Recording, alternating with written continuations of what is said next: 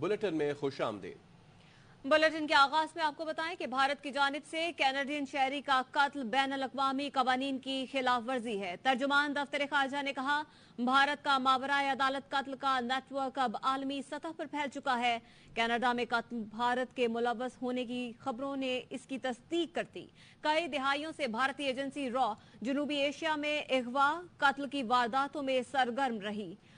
پاکستان را کی جانب سے ٹارگٹ کلنگ جاسوسی کے سلسلے کا نشانہ بنا ہوا ہے۔ گزشتہ سال دسمبر میں پاکستان نے لاہور حملے میں بھارت کے ملوث ہونے کے شواہد دیے تھے۔ لاہور حملے کی منصوبہ بندی بھی بھارتی انٹیلیجنس نے کی تھی۔ 2016 میں بھارتی فوجی افسر کمانڈر کلبھوشن جادیو کو پاکستان سے پکڑا گیا۔ کلبھوشن جادیو نے تخریب کاری مالی معاونت میں ملوث ہونے کا اعتراف کیا۔ یہ غیر ذمہ دارانہ عمل عالمی ذمہ داریوں سے متعلق بھارت کے دعوے پر سوالیہ نشان ہے۔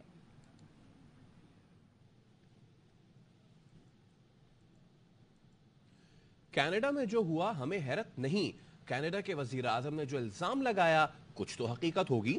سیکرٹری خارجہ سائرس قاضی نے اقوام متحدہ کے پاکستان مشن میں پریس بریفنگ کے دوران کہا ہمیں حیرت نہیں ہوئی، ہم نے بھارت کا حاضر سروس نیول افسر پکڑا ہوا ہے۔ بھارت پاکستان میں عدم استحکام کارروائیوں میں ملوث ہے۔ دنیا میں بھارت کو کوئی اگر سمجھتا ہے تو وہ ہم ہیں۔ کینیڈا کی سرزمین پر سکھ رہنما کے قتل میں بھارت کے ملوث ہونے پر دنیا بھر میں تشویش کی لہر دوڑ گئی۔ امریکہ، برطانیہ، آسٹریلیا اور نیوزی لینڈ نے تحقیقات کا مطالبہ کر دیا۔ کینیڈین حکام کا کہنا ہے کہ امریکہ کے ساتھ مل کر معاملے کی تحقیقات کر رہے ہیں، مناسب وقت پر شواہد سامنے لائیں گے۔ کینیڈا کی سرزمین پر سکھ رہنما کا قتل انتہائی سنگین ہے۔ بھارتی حکومت معاملے کو سنجیدگی سے لے۔ کینیڈین وزیر اعظم جسٹن ٹروڈو نے دو ٹوک بتا دیا۔ میڈیا سے گفتگو میں کہا معاملے کو سنجیدگی سے دیکھ رہے ہیں۔ گورنر اسٹیٹ بینک جمیل احمد اس وقت تقریب سے خطاب کر رہے ہیں۔ To address all these key challenges which they will confront while launching this new journey in Pakistan. First of all, cyber security and data privacy. As ensuring the security and privacy of customer data is paramount for digital banks. They must invest in robust cyber security measures to protect against cyber attacks, data breaches, and fraud. Customers need to have confidence that their financial information is safe. In this regard, SBP is currently revisiting its guidelines on the information security and cyber security risk in order to align them with the best practices and international standards. Second, digital banks need to work on digital literacy. As a large proportion of the population may lack the digital literacy required to effectively use digital banking services. آگے بڑھتے ہیں۔ افغان سرزمین سے پاکستان کے خلاف دہشت گرد حملے باعث تشویش ہیں۔ نگراں وزیر خارجہ جلیل عباس جیلانی نے نیو یارک میں ایشیا سوسائٹی کی تقریب سے خطاب میں کہا کہ دہشت گرد افغانستان پر پھر کنٹرول حاصل کرنے کی کوشش کر رہے ہیں، چاہتے ہیں خطے کے ممالک اور عالمی برادری اس خطرے کی سنگینی کا نوٹس لیں۔ Pakistan, the biggest concern right now is the enhanced terrorist threat from TTP and ISK and their ability to use Afghan soil for launching attacks against Pakistan.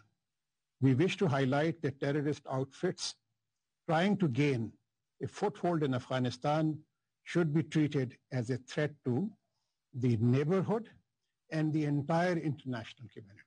India's illegal actions in the occupied Jammu and Kashmir have further deteriorated relations between our two countries. Pakistan's relations with China are historical and anchored in strong trade and economic ties. We believe we can have close and cooperative relations with both the United States and China. Two important transformations have taken place. Equal emphasis is being laid by both sides to strengthen cooperation in non-security areas. We hope that peace would prevail to allow people of both Russia and Ukraine to enjoy its dividends. پائیدار ترقی چاہتے ہیں تو ترقی پذیر ممالک کو وسائل فراہم کریں۔ نگراں وزیر اعظم انوار الحق کاکڑ نے ترقی یافتہ ملکوں سے مطالبہ کر دیا۔ نیو یارک میں مباحثے سے خطاب میں کہا کہ قرض میں جکڑے ملکوں کے لیے لائحہ عمل تیار کرنا ہوگا۔ نگراں وزیر اعظم انوار الحق کاکڑ آج نیو یارک میں کلائمیٹ ایمبیشن سمٹ میں وبائی امراض کی روک تھام، تیاری اور رد عمل کے موضوع پر اعلیٰ سطح اجلاس سے خطاب کریں گے اور نگراں وزیر خارجہ کی بھی اہم ملاقاتیں شیڈول ہیں۔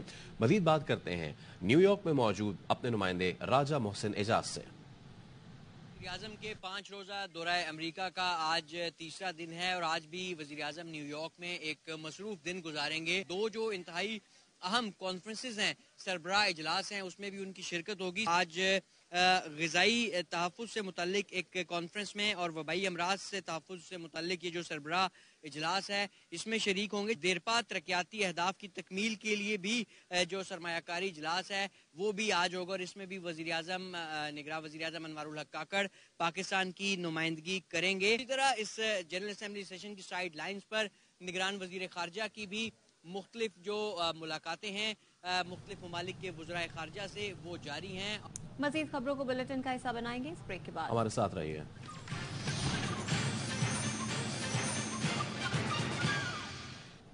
Welcome back.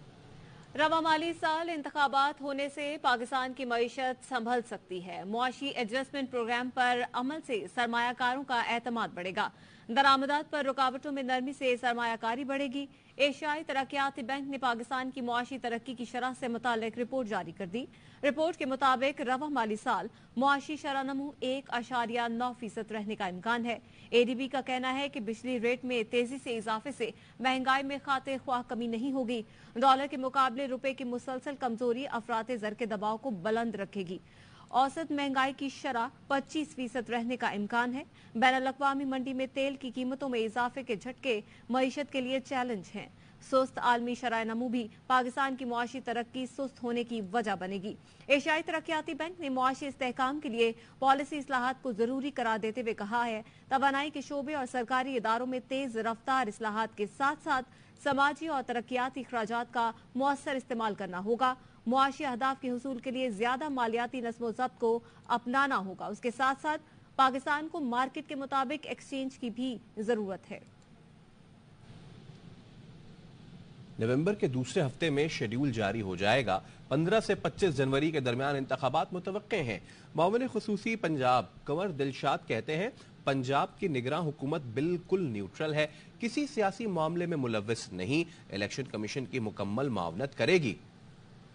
پنجاب کی گورنمنٹ بالکل نیوٹرل ہے، پنجاب کی گورنمنٹ کا کسی سیاسی انوالومنٹ میں شامل نہیں ہے۔ فیڈرل گورنمنٹ کے بارے میں ہم اس کے بارے میں کچھ نہیں کہتے۔ پنجاب کی care taker government election commission کی مکمل معاونت کرے گی۔ الیکشن کمیشن آف پاکستان اپنے اندرونی معاملات میں اور انتخابات کروانے میں مکمل خود مختار ہے۔ اس لحاظ سے ہمیں نظر آ رہا ہے کہ نومبر کے دوسرے ہفتے میں شیڈول جاری ہو جائے گا اور شیڈول جاری ہونے کے بعد یہ توقع کی جا رہی ہے کہ الیکشن جو ہے وہ 15 سے 25 جنوری کے درمیان ہونے کے امکانات نظر آ رہے ہیں۔ امیر جماعت اسلامی کراچی حافظ نعیم الرحمان نے گورنر سندھ پر پارٹی کارکن ہونے کا الزام عائد کر دیا۔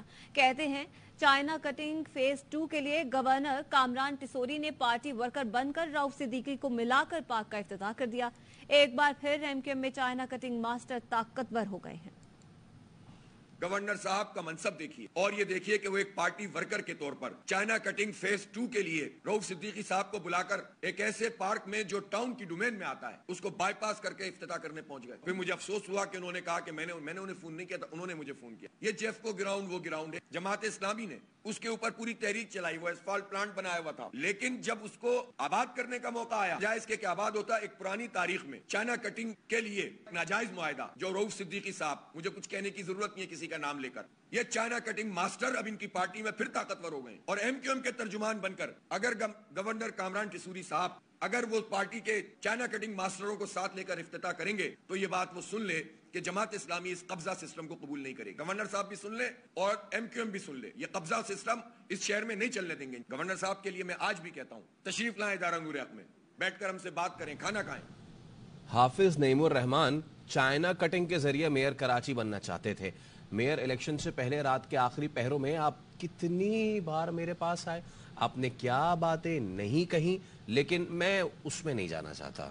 گورنر سندھ کامران ٹیسوری کہتے ہیں نارتھ نازم آباد میں پارک کے افتتاح کے لیے گیا تو جماعت اسلامی کے کارکنوں نے نازیبا اور غیر اخلاقی نعرے لگائے۔ معاملے پر حافظ نعیم سے رابطہ کیا، ان سے کہا میں نہ مانوں میں کچھ نہیں رکھا، میں نے تو یہ بھی کہا کہ آپ چاہیں تو میئر حافظ نعیم کی تختی لگا دیں۔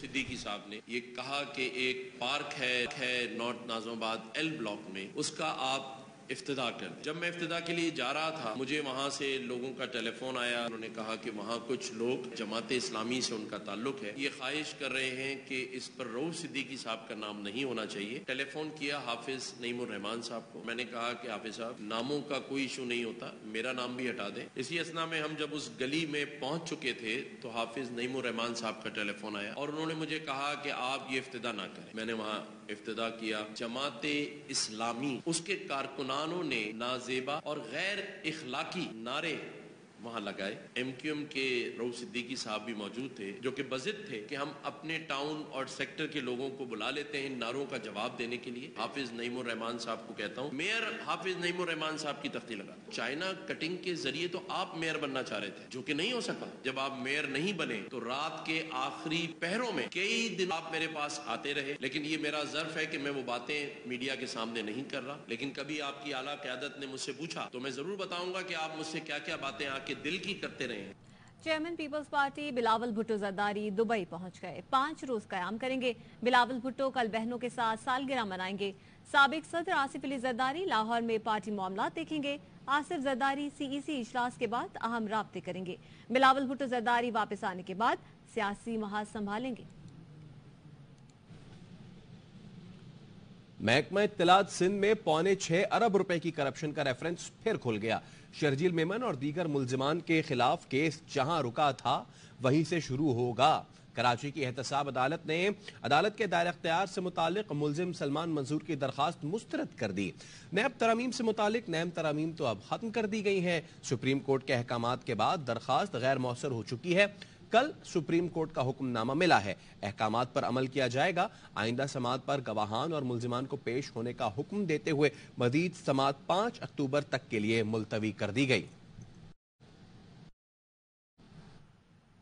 9 مئی کے پرتشدد واقعات، پولیس نے رہنما خالد گجر کو رائیونڈ روڈ قزلباس چوک سے گرفتار کر لیا ہے۔ خواجہ نصیر سے مزید تفصیلات جانیں گے۔ جی خواجہ نصیر۔ جی بالکل، پاکستان تحریک انصاف کے جو رہنما ہیں ان کے خلاف 9 مئی کے سلسلے میں آپریشن جاری ہے، اور اب سے تھوڑی دیر پہلے پاکستان تحریک انصاف کے جو نائب صدر لاہور کے ہیں خالد گجر، انہیں قزلباش روڈ جو کہ جوہر ٹاؤن کے قریب پڑتا ہے، وہاں سے انہیں قانون نافذ کرنے والے اداروں نے حراست میں لیا ہے۔ خالد گجر کے لیے پاکستان تحریک انصاف کے اور ان کا چھوٹا بھائی شبیر گجر 17 جولائی کو گزشتہ سال 17 جولائی کو جو ضمنی انتخاب ہوا اس میں ان کا بھائی بھی کامیاب ہوا تھا۔ اس وقت خالد گجر کو متعدد دفعات میں حراست میں لیا گیا اور انہیں لے کے پولیس اور قانون نافذ کرنے والے اداروں نے نامعلوم مقام پر منتقل کر دیا ہے۔ جی بہت شکریہ خواجہ نصیر۔ سندھ ہائی کورٹ نے پی ٹی آئی رہنما عثمان ڈار کی گمشدگی کی درخواست پر پولیس کو گمشدگی کا مقدمہ درج کرنے کا حکم دے دیا۔ عدالت نے پولیس کو 3 اکتوبر کو رپورٹ پیش کرنے کا حکم دیا۔ اے ٹی سی لاہور میں کلمہ چوک پر کنٹینر اور نون لیگ کا دفتر جلانے کے مقدمات کی سماعت ہوئی۔ عدالت نے اعجاز چودھری کو 3 روزہ جسمانی ریمانڈ پر پولیس کے حوالے کر دیا۔ عدالت نے کہا 3 روزہ جسمانی ریمانڈ کے دوران ملزم جیل میں ہی رہے گا۔ اعجاز چودھری کی طبیعت ناساز ہے، پولیس جیل میں ہی ان سے تفتیش مکمل کر لے۔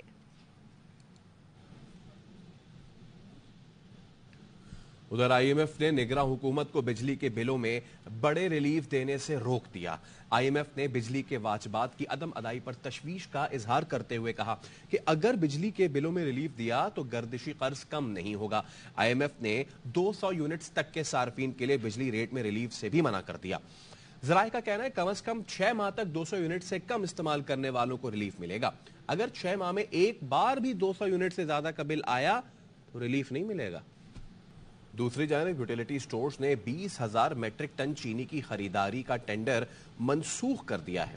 ذرائع کا کہنا ہے کہ ٹینڈر مہنگی بولی کے باعث منسوخ کیا گیا۔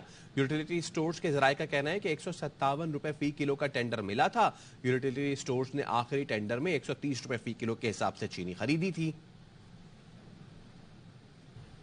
کراچی کے موسم کی بات کریں تو کراچی کے مختلف علاقوں میں بادل برس پڑے، تیز ہواؤں کے ساتھ بارش نے گرمی کا زور توڑ دیا۔ لانڈھی، ملیر، کورنگی، شاہ فیصل کالونی، قائد آباد، نارتھ کراچی، اورنگی ٹاؤن، سرجانی، ناظم آباد، شیر شاہ، سوراب گوٹ، اولڈ سٹی ایریا، کلفٹن، صدر اور دیگر علاقوں میں کہیں بارش اور کہیں بوندا باندی ہوئی۔ محکمہ موسمیات نے آج شہر میں ہلکی اور معتدل بارش کی پیشگوئی کی ہے۔